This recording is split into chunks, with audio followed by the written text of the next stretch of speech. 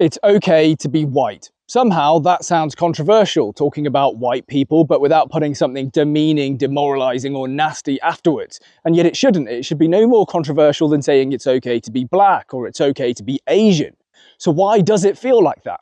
Well, unfortunately, it's because racism in modern Britain is back on the rise. Except this time, it's not the same racism we saw in the 1970s with Big Phil sinking pints and smoking Marlboro Lights. No, this is something different. This is racism brought to you by progressives. And the progress that they want you to accept is that you can say and do pretty much whatever you want as long as your target is white people. Now, if you think that these progressives are just shouting into the ether and nobody's listening, well, unfortunately, you'd be wrong, because they have done a pretty good job of penetrating our laws, our institutions, our policing, everything. Let's get into it. Perhaps the best example of how the progressives have managed to alter the law in this country comes tomorrow. You see, the Sentencing Council, a quasi-autonomous non-governmental organisation, or Quango, have introduced what is effectively a race law. It's going to specifically target white men. Now, if you think that that sounds too crazy to believe, take a listen to this. From Tuesday, this is what will happen. Judges will prepare pre-sentencing reports where necessary, and if someone is of ethnic, cultural or faith minority, or a young person under 25, or a woman or a pregnant woman, they will get a special sentencing report. Normally those pre-sentencing reports do mean that the sentence is mitigated, that time is taken off for a jail term, for example. What it means, though, is that white men are going to be treated a lot tougher by judges from Tuesday compared to other groups in society. And that is unacceptable to the Prime Minister. He said in terms there, I said twice, will you scrap the Sentencing Council? He said all options are open. Shabana Mahmood, she's the Justice Secretary, she's put out a note just moments ago. She said that in her view, these guidelines represent clear differential treatment under which someone's outcomes may be influenced by their race, culture or religion. As you heard in that clip there, if you're a part of an ethnic minority, faith minority, you're a woman or you're under the age of 25, you're now entitled to a special pre-sentencing report. And what this basically means is you've been convicted of some crime, whatever the crime is, and you now get this special report designed to mitigate your sentence, give you less days in jail. Now, that is really interesting because what it's basically saying is all of those groups, if you're one of those, then that's a mitigating factor. But if you're a white man over the age of 25, that's surely an aggravating factor. To me, this is very obviously just racism, right? Racism and a little bit of sexism mixed in there. And that is what the modern day progressives have brought to you. Can you imagine going back to 1942 and speaking to the lads who are about to storm the beaches of Normandy into a hail of German gunfire, for many of them certain death, and telling them, hey, fast forward in 80 years, don't worry, because straight white men over the age of 25, they're going to be treated differently, worse, under the law in England.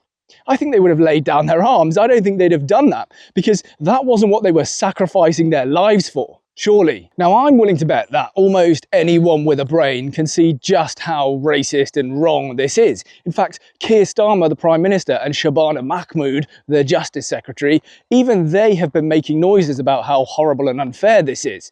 And yet they don't seem to have done anything about it. Now, because the Sentencing Council is a quango, they can't actually overrule the decision. It's deliberately meant to be independent from the government. But what the government can do is just delete the Sentencing Council, basically make all of those people unemployed, just get rid of them, right? And so they can do that, but they haven't. Now, if that changes today, because obviously the rules come in tomorrow, I will put that in the description just to clarify that they have done something about it. But I suspect that they probably won't. They'll make a lot of noises about how unfair it is and how it's wrong, and then they will do absolutely nothing, and these rules will come into effect. And for them to pretend that this is some kind of surprise, that this has caught them off guard, is just total nonsense. You see, the Sentencing Council themselves cite one of their inspirations as a paper that David Lammy wrote 8 years ago. Yes, David Lammy, the Foreign Secretary. So there is no way that this has caught them by surprise. So here's a question for you. Where are the civil rights activists? Where are the so-called anti-racist and the stand up to racism crowd with their placards? Why aren't they out making noise about this? And I'll tell you why. It's because they are the progressives and they are the very people who have brought this around. You see, back in the 1970s, they had the moral high ground. They were talking about racial disparity and they were correct. They had the moral high ground, and so for some reason people still seem to think that they do have the moral high ground. But they don't. When I was growing up in the noughties, nobody really talked about race. It wasn't really a big issue. And yet, who brought this back into the conversation? Because it wasn't white guys doing it. It wasn't white guys talking about race all the time. No, it was the progressives, the liberals. Even though they'd won everything in the noughties, they felt like they still had to fight. For no particular reason, they didn't know what else to do. They'd won the argument, but they chose to just keep fighting. And so they pushed and pushed and pushed and pushed and pushed. And now the spectrum has gone entirely the other way, and they have become the racists. They have become everything that they claimed to hate. Well done. Bravo. Absolutely amazing. Of course, it's not just these law changes. We've had two-tier policing in this country for quite some time now. Let me remind you of Peter Lynch, a man who was caught up in the Southport riots. He said some hurty words towards some police officers, and he ended up in prison for 2 years and 8 months. Whilst he was inside prison, he ended up tragically taking his own life. Now compare the story of Peter Lynch that I have just told you to this next clip. A man who is standing in front of the police officers telling them, "Remember my face, I'm going to kill these police officers." Just watch it. One day, remember this face, I will kill these police. Remember this face. Remember, you will see it on the news. Remember it. Remember it. Remember it. Look this face. You look at it from there, making a video. As you saw in that clip, the police do absolutely nothing. They pretend they're tying their shoelaces. They try and ignore the man, despite the fact that he stood there shouting, you know, "I'm going to kill these police officers. Remember my face, I'll be on the news." They don't even react to it. Now, can you honestly tell me that if that was a white Englishman, they would have ignored a man stood there screaming out death threats? Because I really don't think they would have. They would have immediately gone up there and arrested the guy. Now, perhaps I'm wrong, and if you want to tell me that I'm wrong because a white man would have been left alone because of his white male privilege, then you go ahead and put that in the comments. But I really don't think I am. So what you're now left with is a policing system in this country that's more likely to arrest you if you're a white man, and laws in this country that are more likely to sentence you for longer terms if you're a white man. And that is just absolutely absurd. How have we got ourselves into this situation? Okay, let me give you a really crazy example. Now, this one comes from the Museum of London, and the museum has urged their staff to tackle the problem of whiteness. Yeah, they've got this whole pamphlet that they've given to their staff on ways that they can challenge embedded whiteness. In fact, they even go as far as to say we can only become truly anti-racist once we tackle the problem of whiteness. Really try and process that logic for a second. We can only become truly anti-racist once we tackle the problem of whiteness. Yeah, that sounds a lot like racism to me. Imagine if I reversed the roles and I, went to the museum in Lagos in Nigeria, and I got there and I said, you know what's wrong with this museum and this country? The blackness. Okay, imagine I said that. The uproar. I probably wouldn't even make it out of the country alive. And yet somehow that's okay to say here in England.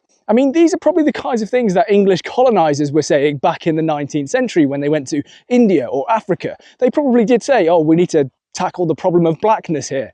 So what the modern day progressives have somehow managed to do is take the arguments from the colonialists back in the 19th century and sort of bring them into the 21st century, but just flip the races around.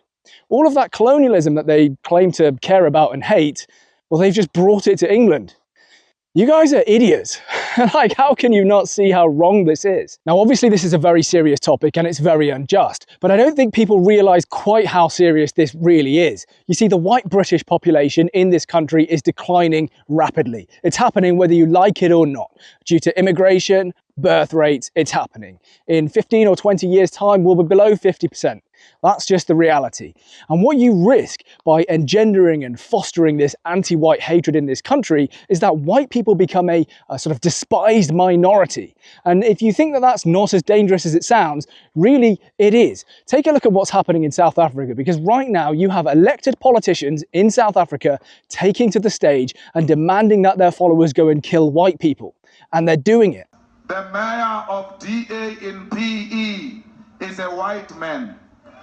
So these people, when you want to hit them hard, go after a white man. They feel a terrible pain because you have touched a white man. Not because Mashaba and Soli will not be touched. They will be touched, don't worry. But we are starting with this whiteness.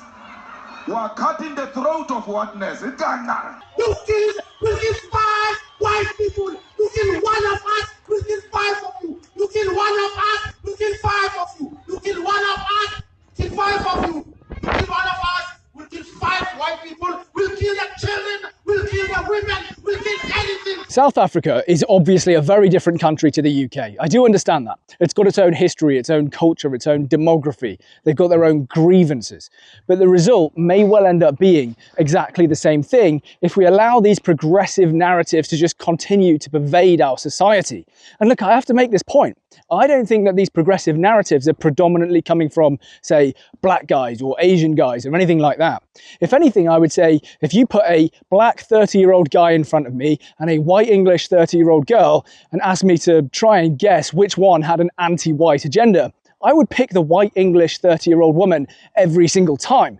And I'm pretty sure I'd be right.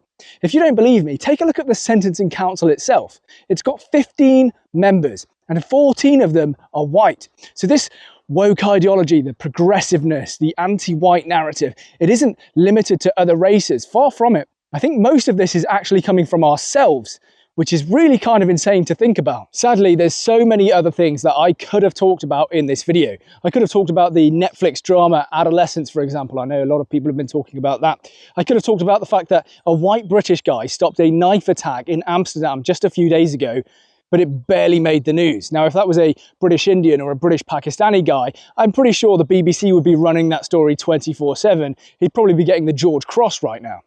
My point is this, look, nobody really wants to talk about race in this country, especially not white people, right? It makes us very, very uncomfortable. But I feel like we sort of no longer have a choice. We've been pushed into a corner. And if we don't start taking a stand against the crazies, then you'll find more and more of these race laws start getting introduced. More and more anti-white hatred will just be fostered throughout the country. And it's really, really unhealthy.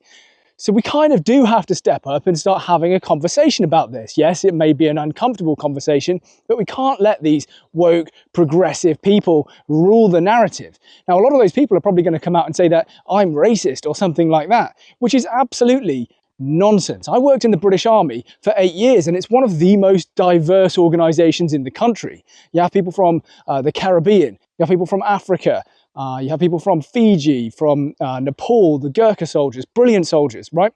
It's just not true. But they'll probably try and paint out that because I'm saying it's okay to be white, I am somehow racist. Utter nonsense. And you just can't give in to arguments like that. I think we're past the point of letting people call us things that we are not, and then just being sort of cowed by that, you know, cowering away and saying, oh, I don't want to be called the nasty word, please leave me alone. No, we're just not going to accept that anymore. Not when you're introducing race laws against us. It's just gone way too far. So anyway, let me know what you think. Yeah, slightly sensitive topic, I suppose. Whatever, I don't care. Anyway, I'll see you on the next video. Like, comment, subscribe, and peace out.